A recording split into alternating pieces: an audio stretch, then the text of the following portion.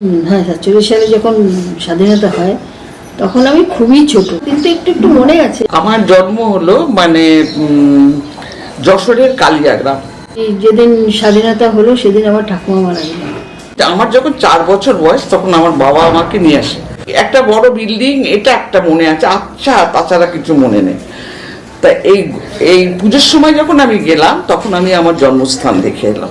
আমরা তখন রংপুরে ভীষণ গন্ডগোল শোনা গেল, হিন্দু মুসলমানের রাইট লেগেছে, এই হয়েছে সে হয়েছে। ঢাকা সিলেট মিলিয়ে ট্রেনে করে প্রতি অনেক প্যাসেঞ্জার যাচ্ছিলেন, তাদের সবাইকে ট্রেনে নামিয়ে নামিয়ে হত্যা করে। আর আমাদের জানাশোনা ছোটোখাটো অনেককেই না, আমি ওসব কিচ্ছু দেখিনি।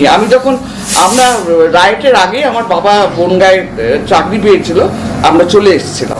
আমি অত বুঝতাম না, কিন্তু দেখতাম যে রাত্রিবেলায় আমাদের বাড়ির সামনে দুটো সন্ধ্যা গুন্ডার মতন লোক এসে আল্লাহু আকবার বলে চেঁচাতো। আর মা ভীষণ আতঙ্কিত হয়ে বাবাকে ডাকতে। তারপরে একদিন দেখলাম সন্ধেবেলায় বাবা মাকে ছোট ছোট ব্যাগ গুছাচ্ছেন, চলো আমরা এখন বেড়াতে যাচ্ছি। আমাদেরকে ওইভাবে বললেন না, আমাদের কাকুর বাড়ি কলকাতায় মানিকতলায়, সেখানে যাব আমরা। যখন ভাগাভাগি হয়ে গেছে তখনও দুর্গাপুজো করতো আমার দাদুরা। যখন রাইট হচ্ছে তখন আমাদের যে মুসলিম প্রজারা ছিল তখন দাদুকে এসে বললো যে কর্তা এবার আর পুজো করবেন না, এবার আপনারা চলে যান, আমি কিন্তু আর বাঁচাতে পারবো। সেই তখনই আমার দাদু, তখন 47 সাল, তখন আমার দাদু চলে আসে। মুসলিমরা কিন্তু হিন্দুদের আটকেছে। রাতারাতি প্রায় তখন বেশ অন্ধকার, তখন ঘোড়ার গাড়ি চেপে আমরা কলকাতার উদ্দেশ্যে রওনা হলাম। আর মা সারা রাস্তা খুব কান্নাকাটি করতে লাগলেন যে আমার সব জিনিস ওখানে পড়ে রইলো, আমি চলে এলাম এইসব বলে।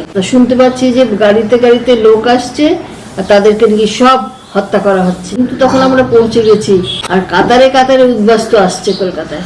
উদ্বাস্তুর জন্য একটা নানান রকম শিবির খোলা হলো, তার মধ্যে একটা হচ্ছে বিজয়। আমাদের যে জমি ছিল সেটা বিশাল জমি, সেটা গভর্নমেন্ট নিয়ে একটা ভালো কাজ করেছে, একটা বড় কলেজ করেছে, মুজিবুর রহমান কলেজ। সিলেটে আমাদের যে বাড়িটা আছে সেই বাড়িটা এখন এই জেনারেশনের মিলে ওই বাড়িটাকে আমরা ওখানে স্কুল করতে দিয়ে দিয়েছি।